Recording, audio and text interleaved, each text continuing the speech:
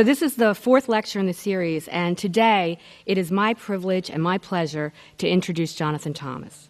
Jonathan comes to MICA and the print department after 6 years as an assistant professor at the University of Miami in Florida.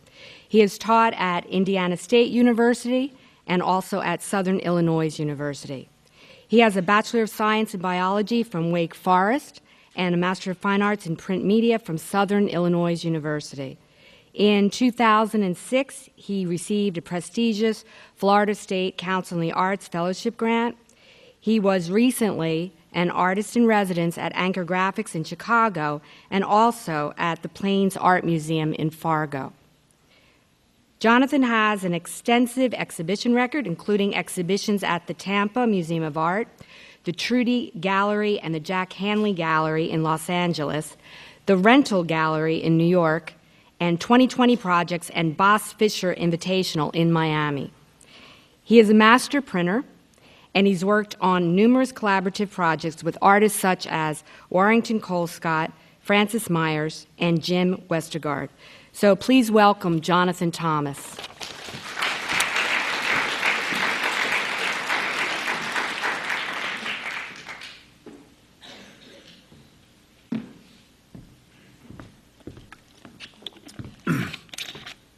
All right. Thank you so much, Gail.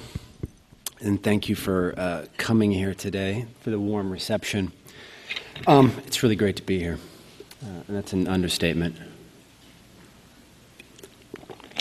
I had the pleasure the other night of seeing Gary Stengart talk. Anybody see that talk? Maybe a few of you went. Really funny. I can only wish I was that quick-witted and funny. But one of the first things that he mentioned, of course, was The Wire and how much he loved The Wire and that he had seen 300 hours of The Wire. I have not seen 300 hours of The Wire, but it got me thinking about, The Wire is obviously about Baltimore, and everybody thinks about that connection, and got me thinking about Miami. And just last night I was watching Dexter, which is set in Miami. Well, there's Miami Vice, and then there's CSI Miami. CSI Miami is awesome. It's got the David Caruso thing where like there'll be like a murdered handyman on the ground, and he'll take off his glasses and be like, I guess they won't be giving anyone else a hand. You got to see those on YouTube if you've never looked those up. But Dexter's awesome, of course. And, I was watching it last night, and I'm coming up from Miami. I moved here from Miami, and I was in Miami for 7 years.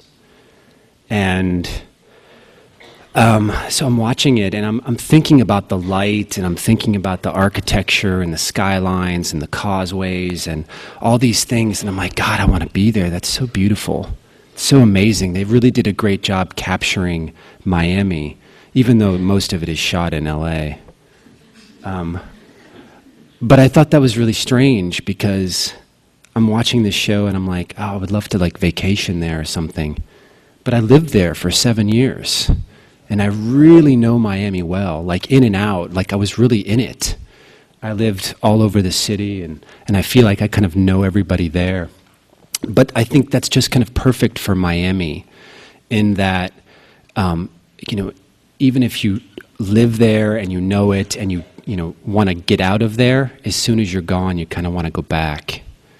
And Miami's really good at reinventing itself, and I think it's able to do that because it embraces its superficiality in a way that probably no other city does. But, okay, just a few thoughts about Miami. Let me quickly give you a few more. I'm thinking about it a lot, especially on this rainy, cold day. This is the first cold I've felt in so long, but I love it. It's really good for my senses. So this is a picture of Miami from 2007. This is kind of the height of the construction boom, and I was in Miami from, 2000 and 4 to 2010, The notable thing about this picture are all those cranes on top of all those buildings. Every one of those cranes is a representative of a new, huge, kind of monstrous condo that's being built. And that's the downtown. And I thought it was big when I got there, in 2004. But there's 17 buildings going up right there in 2007. I mean, it's a city that dramatically transformed. Some of those buildings are empty to this day. Some of them, they're kind of slowly starting to fill up. But it's interesting how when you're close to something, you don't really recognize the change. But when you're removed from it, it's like, wow, you've grown so much. So when I first got down to Miami, I walked into my office and I kind of encountered this cork board.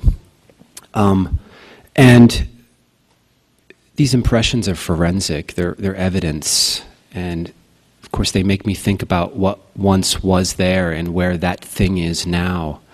And that's printmaking. And it's that psychological space that I'm really interested in as an artist. And it's one of the reasons why I use prints in my work so much. All right, so I've kind of divided the talk into a couple different categories. It's also loosely chronological. I'm going to try to really hustle through these. I've got a lot of images. Can everybody hear me okay? Am I talking all right? Should I talk louder? Okay. Okay. I will keep near the mic then. All right. That's actually the question that I had. Should I stay near the mic?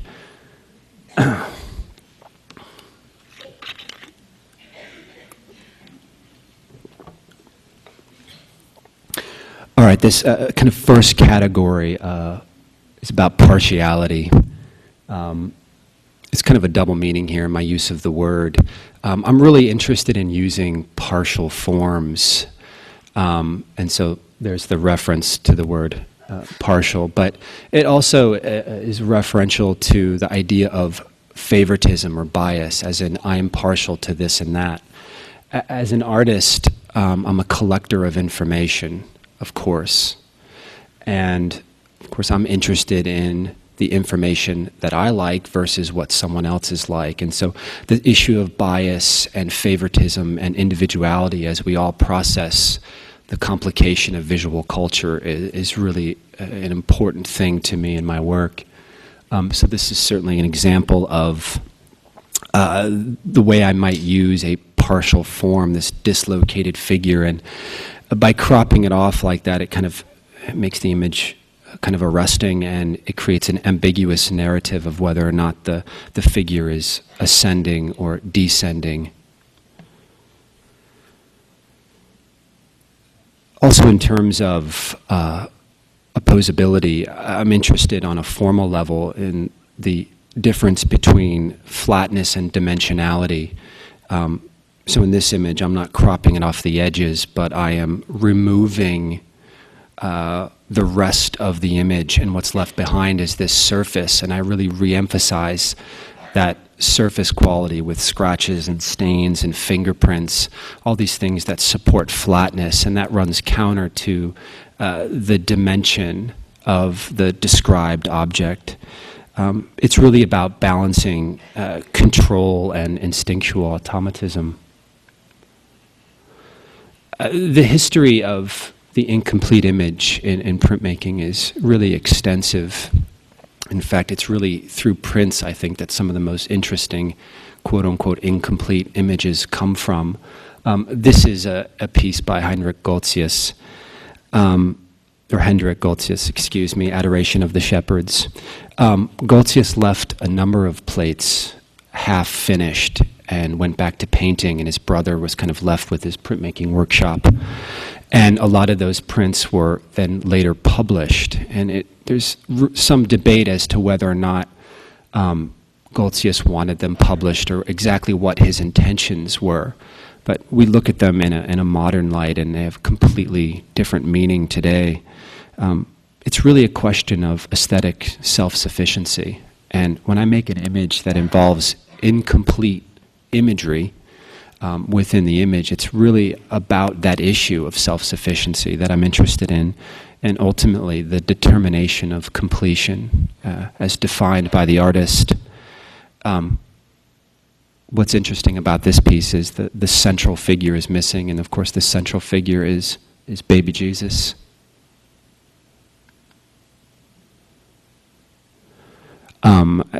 One of the things that I started to do with my work at this time period is I started to make attempts, at least, to break down the logic and intersect different images, fleshing out the narrative, creating more depth in the work.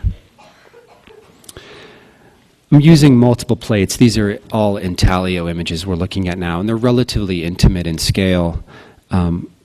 One of the wonderful things about working with plates, with working with prints in general, is that you can marry disparate elements, so you can have all sorts of wonderful surprise juxtapositions. And a lot of my work juxtaposes different elements, and I'm interested in the extent that I control that, and also to the extent that it just occurs through this multiple plate printing process. I think that in terms of the overall mood of these pieces that I'm creating, I really think they're dreamlike. And I guess when I'm trying to construct the narrative to these prints, I'm really thinking about that cracked logic that is our dreams. So let me tell you a quick story. I went to the library to check out this book called 5 Unanswered Questions about 9/11. I can use the pointer here. I'm really excited to do this. It's this book here. All right. When I first checked it out, it was leaning up against that larger blue book, which is called Portraits of 9/11.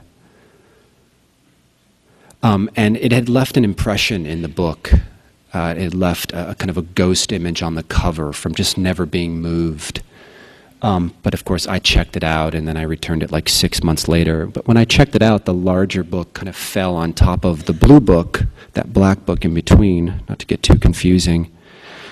But what's left is this triple impression or double impression. And if any of you have done any etching, and you've done any aqua tinting or stage biting and etching, this is exactly what that would look like, a stage bit aqua tint, where you see the 3 steps. And it really is a reference to the time that printmaking is all about. I mean, I think oftentimes we think of printmaking, we think of the unique language of prints, but there's this issue of time that's so inherent with printmaking that I really love to think about with my work. This is also a reminder about prints that you don't need like an expensive copper plate, or you don't need a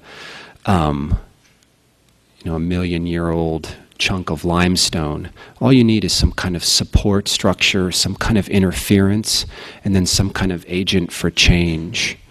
And that's really the way I like to teach printmaking. I mean, we're in the studios and we're looking at all this equipment, but from that very basic standpoint, I think it's really important to instruct through print media that way.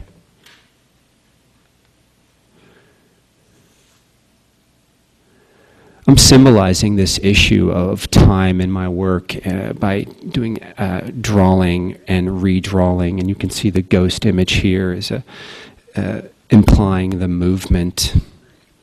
This is work that's really nourished by my memory, and it's through this act of drawing and redrawing that I think I'm